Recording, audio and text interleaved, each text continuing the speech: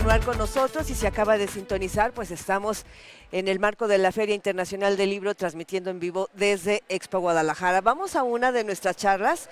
Saludamos aquí en el set con muchísimo gusto a nuestra colega Nayeli Roldán porque revise su agenda. Tiene una invitación hoy a las 5 de la tarde aquí en Expo a la presentación de su libro que se llama La austeridad mata. Bienvenida, Nayeli. Josefina, muchísimas gracias. Víctor, muchas gracias por el espacio. Un honor estar con tu auditorio, con su auditorio. Decíamos segunditos antes de entrar al aire, Nayeli, que es un temazo, ¿no? El que has elegido porque la austeridad mata, pero lo estás enfocando al área de salud. Exactamente. ¿Qué le puedes adelantar a nuestra audiencia? Por supuesto. Esta es una investigación periodística, en primera instancia, de los efectos que tuvo la política de austeridad del gobierno López Obrador y sobre todo, claro, en el sector salud.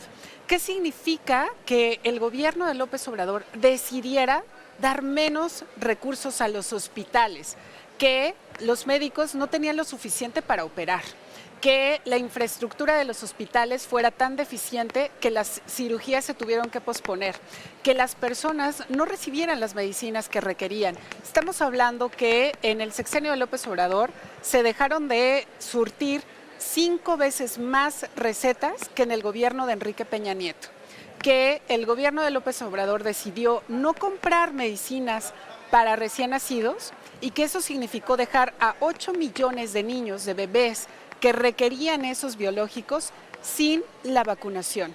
Por primera vez en 30 años, Josefina, Víctor. O sea, estamos hablando de una materia, incluso en materia de salud, que tiene que ver con la vacunación, que seguramente ustedes se acordarán y quienes nos ven también, que nos casaban para vacunarnos, que iban las enfermeras con su hielera en los mercados, en las plazas, en las escuelas, y lo que pasó por primera vez en 30 años es que esa política falló, y falló porque el gobierno, la Secretaría de Salud, decidió no comprar vacunas porque querían comprarlas más baratas, se rebasó el tiempo, no consiguieron para 2019 y eso nos llevó a un descenso en la vacunación en 2019 y luego cuando vino la pandemia, la baja fue todavía mayor. Pasamos de vacunar a casi todos los niños que nacían, 98% de cobertura de vacunación, a que en 2020 bajamos a 30%.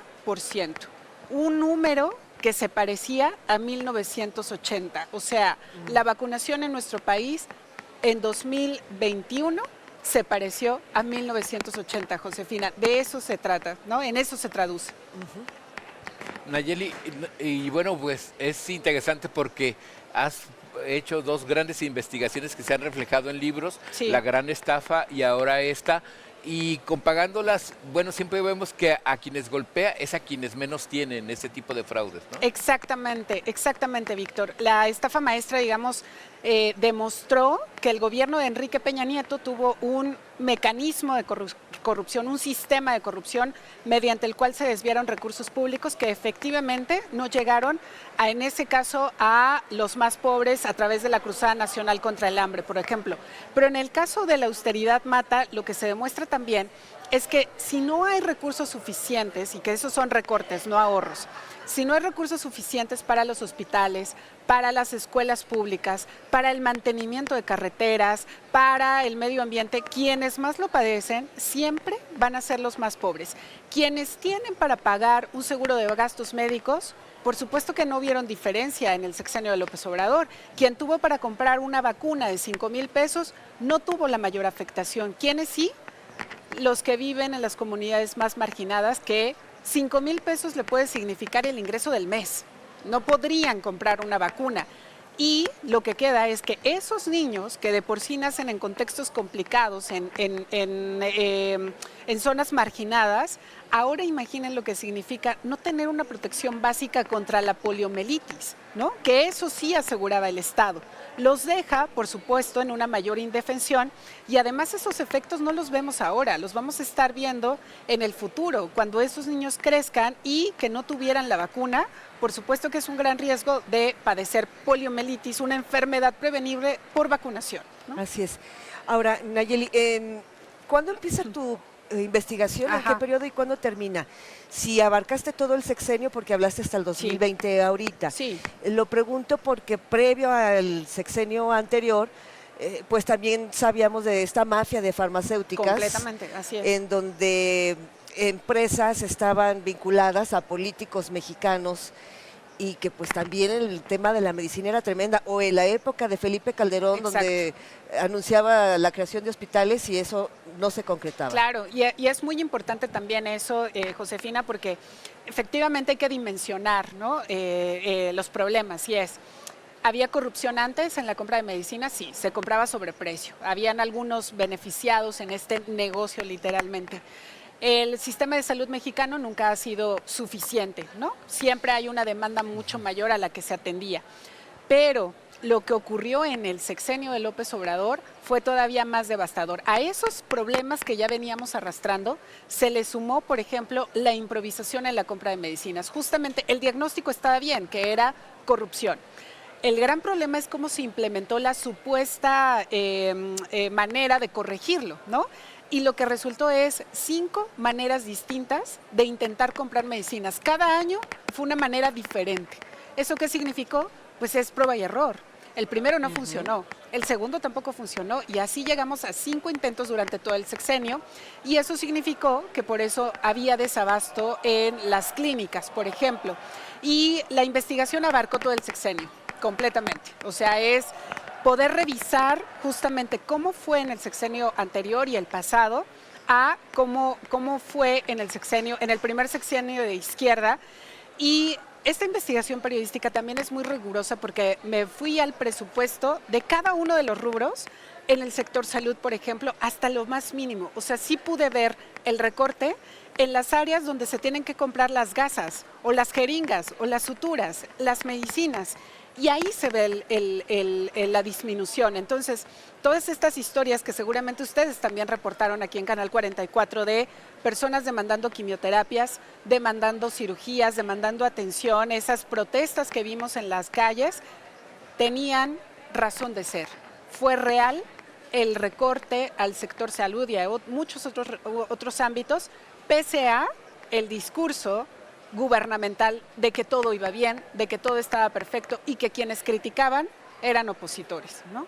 El libro dice la austeridad mata.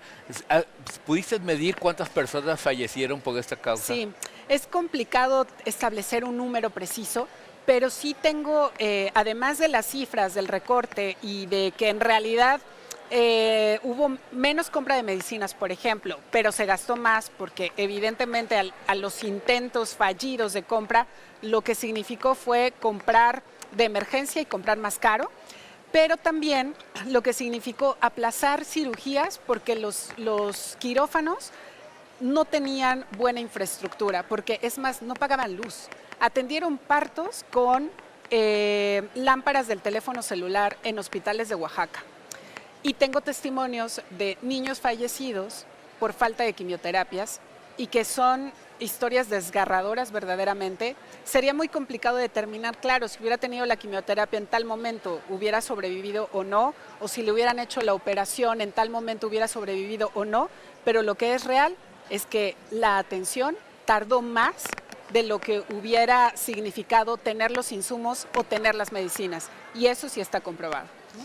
Nayeli, desafortunadamente se nos agotó el tiempo, nos quedan nada más 2 minutos.